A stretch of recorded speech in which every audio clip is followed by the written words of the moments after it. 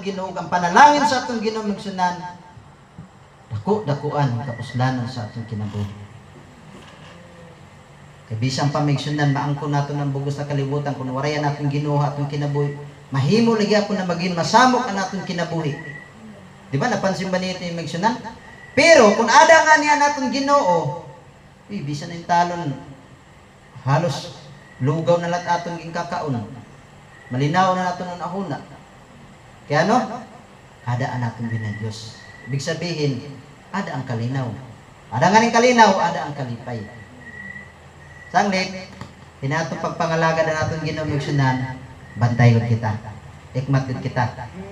Ang atong kinabuhi, ang atong mga desisyon, lumala natong ginisgutan kanina, di kita magdali-dalion. Pag desisyon natin kinabuhi o bisa pa man mapanyakan sa atong mga binuhatan, di kita magdali-dali kay sining panako nabasahan migsunan na nabagay-bagayahin mo to migsunan na mas maupay na lako na maghulat kahin usa ka bulan o usa ka adlaw kaysa magdali-dali ka na han usa ka minuto na magugubaan imo kinabuhi. Amo gud maupay higay na lang gud ngay migsunan pagka mapailubon. Men. Pagka may nantuson. Men.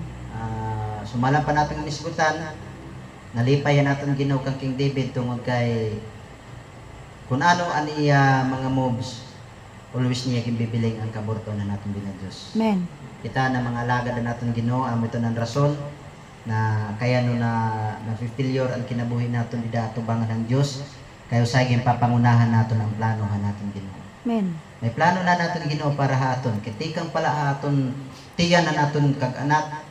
Waray pakitagin pakatao. Maaram na nadaan ang Diyos. May danayadaan plano para matagos sa haton.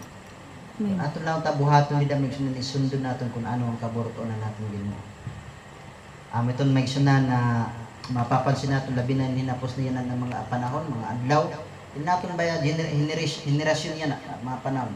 Makikita natin may sunan na damo na ang nahuhulog kapag pangalaga na natin Ginoo. Pira-pira na lang talon ang nakakapadayon. Bisan nga ni dinihaton, oray na god, iyot na lalaki na salin. Kapir. Oray na. Ubus na. Tungod kaya no? Tungod ang mga butang sa kalibutan. dali-dali. Ha? Atong mga iyot na babae, agad man tutulo-tuloy ray pero sumarbi kuan Angelica. Kitalat na mga edad-edaran na pera-pera lang kita kapugos. Di ba, Migsunan?